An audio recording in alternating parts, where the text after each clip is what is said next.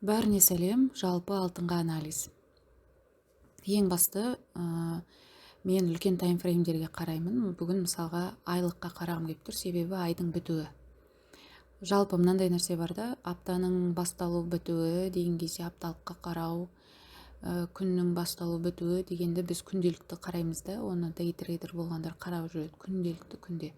Бірақ айдың бітуі, айдың басталуы да бізге негізі не айтуы мүмкін, ақпарат беруі мүмкін. Сол себепті де ай бойынша тағы бір өзімізге еске салып қою үшін айды қарап қоямыз. Бізде мындай екі ликвид бар, жоғарыда, яғни максимум өсті. Астына қарайтын болсақ, мына жерге келіп тоқтаған, осы жерде мен просто структураны көріп алайын деп жатырмын да, себебі мен үшін Фибоначчида жақсы ақпарат береді. Яғни Фибоначчидің 0,5-не келу деген бар ғой, премиум дискаунт зона дегендер. Сондай нәрселерге де қатты қараймын. Яғни мына жерде мен Фибоначчи салып алуым үшін минимум мен максимумды қарағым келіп тұр. Мынау біздегі осы бұрынғы максимум, соның минимум, яғни осыны жарып шықты, осының минимум мынау, немесе мынау. Осыны алып Фибоначчи сызып аламын. Бары осы болып тұр ғой.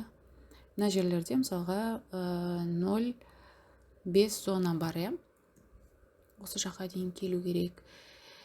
Осында мысалға мынау бізде премиум, мынау бізде дискаунт зона, яғни осы жақтан бұл лонг болады деген сияқты ғой. Қазір бізде соған келе жатыр. Және бүгін айдың соңы мынау фрактал бізде маңызды. Біз үшін маңызды. Енді апталыққа кіріп аламын.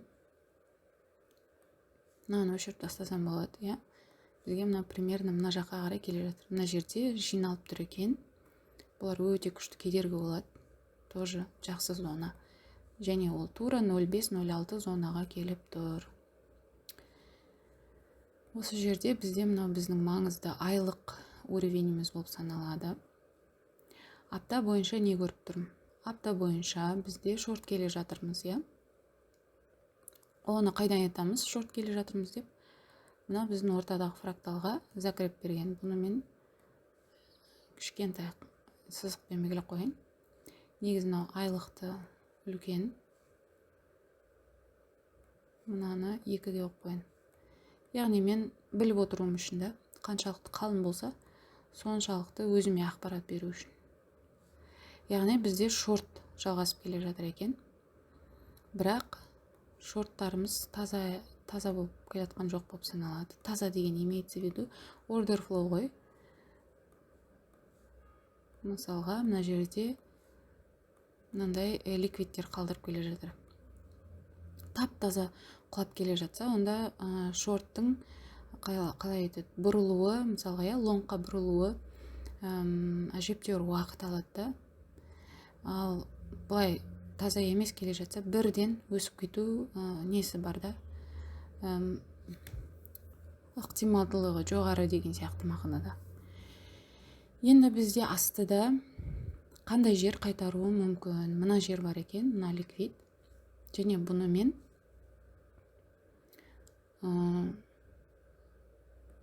зона қылып алам да, лонг зонаның ішінде, апталықта да. Көбінесе байқаған шығарсыздар, уже трейд жасап жүрсеңіз, мысалға, осындай зоналарды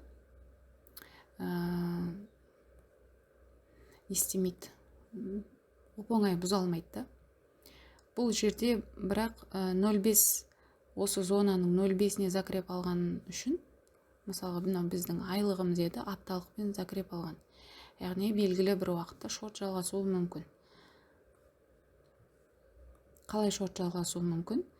Біздің бастапқы структураны білу керек. Структурада low, high дегендерді басы, соңы деп алатын болсақ, онда ол мына жақтардан примерно 4620 жақтардан, немесе 0,5 зона мына жер, мына ликвид 4451 деген жақтардан қайтадан құлауы мүмкін осы айлық уровеньге дейін. Себебі апталықпен закреп алып тұр мен үшін. Яғни бұның барлығы менің опытымдағы, тәжірибемдегі ықтималдылықтар деп айтайықшы. Сондай. Енді мен апталықтамын әлі. Апталық бойынша да бізде мына жерде свип жасалған. Яғни бізде бір кішігірім неге бару керек? Откат жасау керек. Жұмысты қарасып қойын. Мына жерде свип жасалып тұр. Яғни бұл свип жасалды деген сөз. Келесі апта мен үшін, яғни свип жасалды, келесі апта откат береді деген секілді информация. Апталық. Так, дневкаға өтем. Дневкаға өткенде дневка бойынша да бізде мына жердегі біздің апталықпен свип жасағанымыз закреп болып тұр. Қарасаңыз. Яғни шорт жалғасуда әлі де. Ал лонг болу үшін бізге дневка бойынша мынау бұның хайы 4095.84 ба? Соның үстіне закреп алу керек дневкамен. Дневканы закреп алу керек та. Содан кейін уже лонг жалғасады мына фракталға дейін. Мына фракталға дейін деген секілді. Бұл жерде кешегі күніміз біздің жабалмаған, я? Мына жақтағы ликвидіміз маңызды еді. Мынау бізге нені білдіреді? Не дейді анау? Свечной анализ бойынша. Мысалға, мына апта, мына жерде фракталды, ең төменгі минимумды закреп жасады. Біз шорт болатын білеміз. Келесі күні қарасақ, бірақ мынау біткен бағадан сәл жоғары ашылып тұр. Және мынау закреп берген үшін шорт болады, жоғары ашылған үшін лонг болады деген секілді жобалар бар да. Біз қараймыз. Яғни оны позиция ашу үшін кіші таймфреймдерге қарап, мысалға біз айтып жатырық, шорт болады дейміз. Шорт болса, онда біз төмен жақтардан мына блоктың, төмен жақтардан тура 0.5-нен немесе 0.5-нен төмен жақтардан кіші таймфреймде ТВХ іздейміз жоғарыға қарай. Жоғарыға қай жаққа дейін? 0.5 үлкен свечканың ортасына дейін, 0.5-не дейін, немесе сол 0.5-нен жоғарыға дейін деген секілді. Яғни жоғары ашылған үшін лонгты көрсетеді. Солай бізде мына жерде шортты да, егер адамдар ұстай алатын болса, яғни көп 4002 мен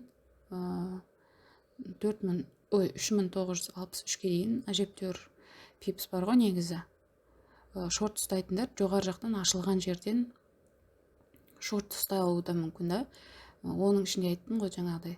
Кіші таймфреймдерде закреп алған үшін, егер шорт ТВХ беретін болса, подтверждениялар беретін болса, онда сіз шортты да ұстап көресіз. Қай жаққа дейін? Мынау блоктың ортасына дейін. Себебі неге?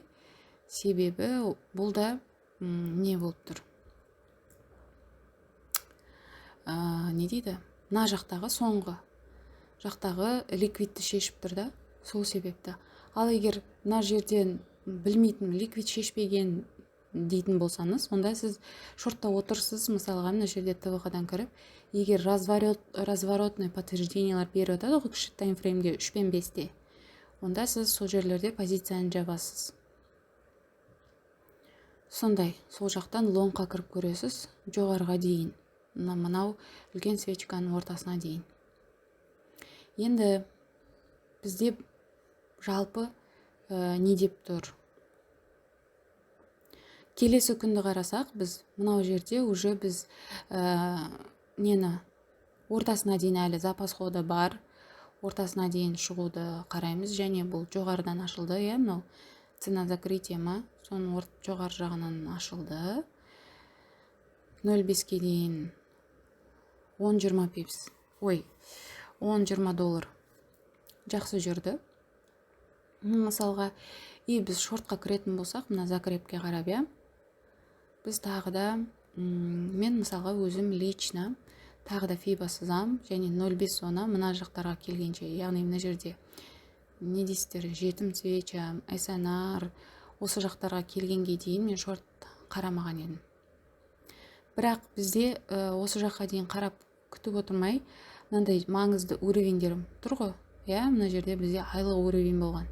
Айлық уровень, апталық уровень бітті, закреп жасап, сондай кезде мысалы мына жерден тағы да 3 пен 5 минуттағы ТВХ-ларды, подтвержденияларды қарап іздеп кіруге болады шортқа.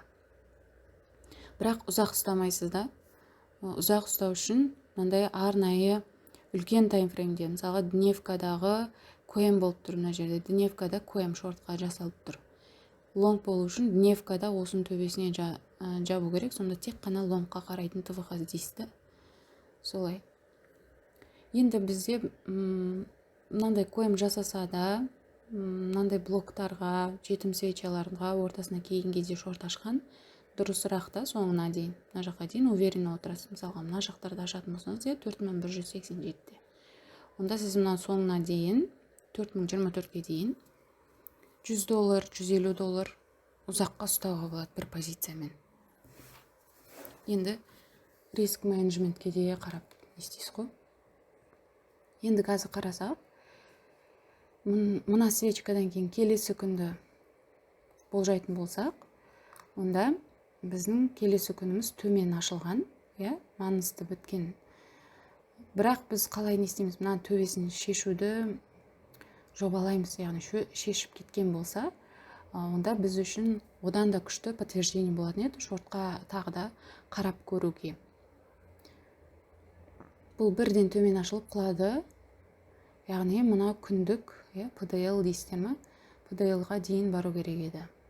Денемен жапты, бірақ фитиль жетпей қалды. Ол фитильді мына күнге бару керектіні мына бүгінгі күні орындап тастады.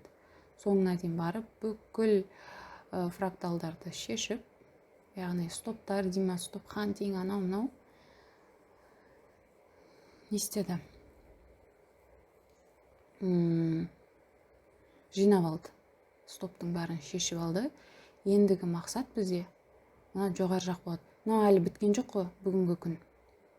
Дневка әлі біткен жоқ. Егер осылай бітіп қалатын болса, біз келесі күні мына жаққа барады деп жоспарлаймыз. Болжам жасаймыз да.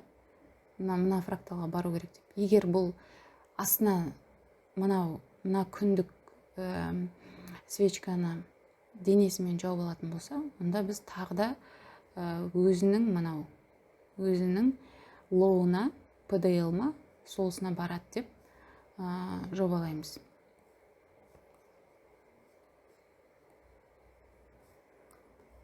Пока қазір не айтам? Қазір мына жақта бұл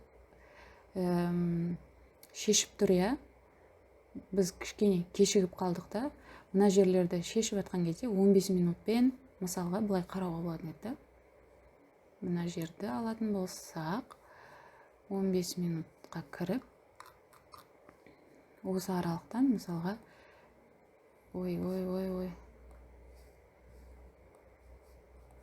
мына жерден 15 минутты шешті ғой деп закреп іздеуіміз мүмкін еді.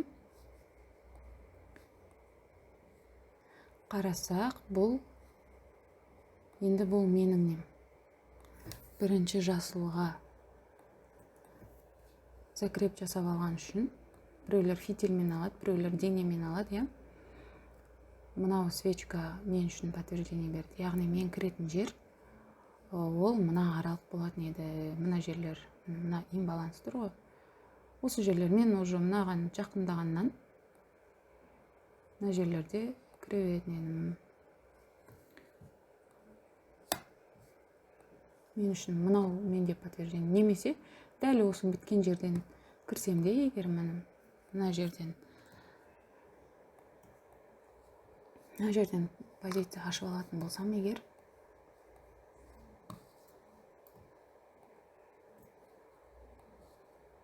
бітті, мұның бітті денесі деп дәл осы жерден аша салсам, стоп менде қай жақта болады? Мұнан түбі болады бәрібір.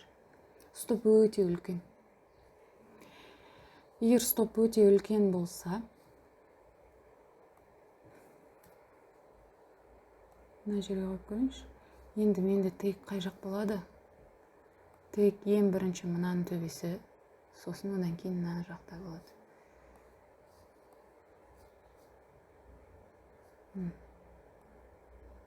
Осы жаққа бара жатыр.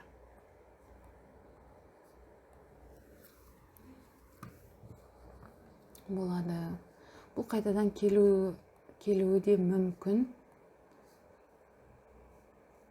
Негізі мынау бірінші тек мынау болады ғой негізі. Бірақ бұл мына үстіне закреп жасады деп, мына жақты күтуге болады денеменше. Қазір бұл ортасына тең келіп, мына имбаланстан тағы көтерілуі мүмкін. Мына жоғарыға дейін. Бұның барлығы, яғни болжам. Бұл, білмеймін, полностью төменге де кетіп қалуы мүмкін. Өйткені мынаны бұзып, қайтадан пересвип жасап деген дейді. Мыналарды бұзып, пересвип жасап кетуі де мүмкін. Неге? Себебі үлкен таймфреймде біз әлі не бойынша, Фибоначчи бойынша 0,5 зонаға келген жоқпыз. Қазір біз мына жердегі имбалансты көреміз. Қандай не жасайды? Имбаланстың ортасы немесе басы осы жерлерден 3 пен 5 минуттарда не жасауы мүмкін?